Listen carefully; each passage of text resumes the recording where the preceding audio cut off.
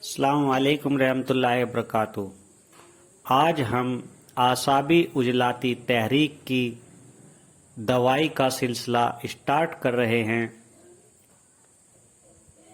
पहले ही वीडियो में हमने कानून मुफरद अजा की में तशखीस, पहचान और इनके अद्वियात सभी के बारे में आपको जानकारी दे दी है। उसके बाद अब आसाबी उजलाती तहरीक की दवाइयों का सिलसिला स्टार्ट हो चुका है। तो हम सबसे पहले आज मुहर्रक एक आसाबी उजलाती मुहर्रक, इसे एक मुहर्रक भी कहते हैं। इसमें कासनी के बीज 50 ग्राम, कलमी सोरा 30 ग्राम। कलमी सोरा खालिस होना चाहिए। इन सभी का बारीक सफूफ बनाकर एक से 3 ग्राम की मात्रा सुबह दोपहर शाम लेते हैं। मुहर्रक एक हल्की दवाई है, उजू को केवल हरकत में लाता है, यही इसका अहम कार्य है। इसे आसाबी उजलाती मुहर्रक कहते हैं। और आसाबी उजलाती सदीद, इसमें कासनी के बीज 50 ग्राम, कलमी सोरा खालिस 30 ग्राम और जोखार 40 ग्राम, सभी को मिलाकर बारीक सफूफ बनाकर रख ले। और ये भी सुबह दोपहर शाम एक ग्राम दे सकते हैं। अब इसके बाद आसाबी उजलाती मुलय्यन, ये एक अहम दवाई है। हम आसाबी उजलाती मुहर्रक और आसाबी उजलाती सदीद को ना के बराबर यूज करते हैं, लेकिन आसाबी उजलाती मुलय्यन को हम बहुत ज़्यादा, सबसे ज़्यादा इसी दवाई को यूज करते हैं, क्योंकि किसी भी मर्ज को इसमें ख़त्म करने की कुव्वत होती है। आसाबी उजलाती मुलय्यन आसाबी उजलाती तहरीक की तमाम नुस्खे जात दिमाग व आसाब की मसीनी तहरीक को पैदा करते हैं। ये अद्वियात दिमाग के हुक्म रसा आसाब में तहरीक पैदा करती हैं और तेज करती हैं, जिस्म में सर्दी की कैफियत को बढ़ाती हैं और हरारत को खारिज करती हैं, हरारत को कम करती हैं और इन तमाम अद्वियात का मिजाज सर्द होता है।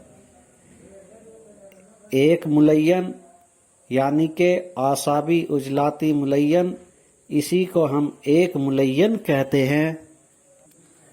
आसाबी उजलाती का जो असल नुस्खा है वो ये हैं: तुखम कासनी 50 ग्राम, कलमी सोरा 30 ग्राम, जोखार 40 ग्राम, गुल सुर्ख ईरानी 120 ग्राम।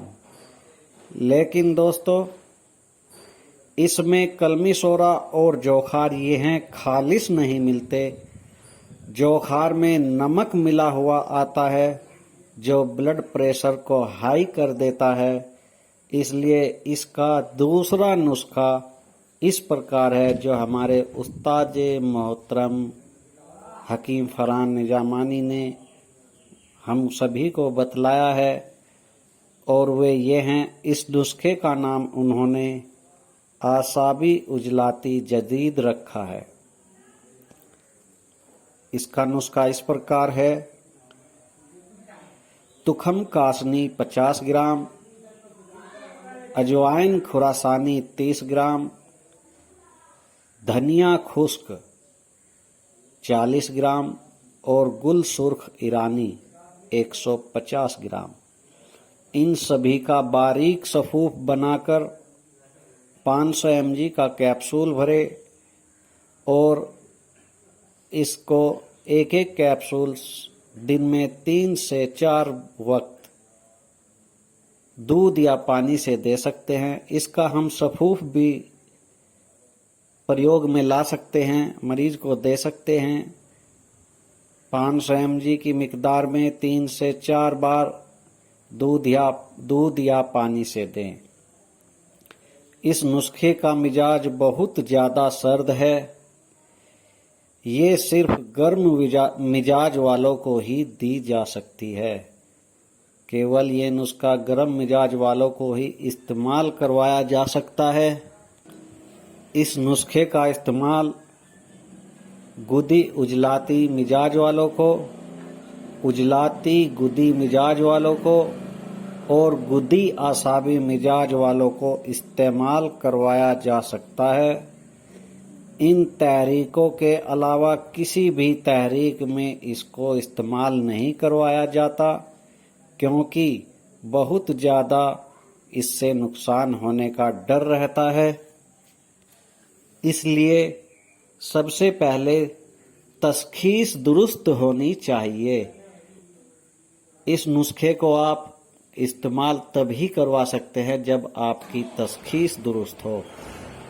इस नुस्खे को हम कहाँ इस्तेमाल करवा सकते हैं, जैसे पेशाब की कमी में इस्तेमाल करवा सकते हैं, पेशाब की जलन में इसका इस्तेमाल करवा सकते हैं, हाई ब्लड प्रेशर में इसका इस्तेमाल करवा सकते हैं, फालिज में वो चाहे उजलाती गुदी तहरीक का हो या गुदी उजलाती तहरीक का हो या गुदी आसाबी तहरीक का हो, इनमें इस्तेमाल करवा सकते हैं।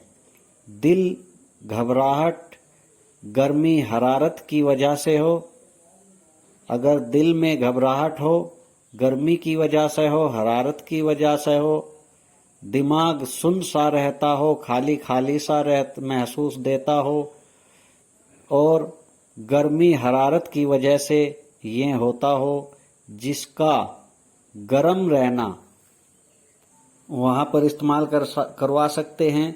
जिस्म का गर्म रहना, माइग्रेन का दर्द जो गर्मी से होने वाला दर्द है, गर्मी की वजह से होता है, लेफ्ट साइड का आधे सिर का दर्द होता है, उसमें इस्तेमाल करवा सकते हैं।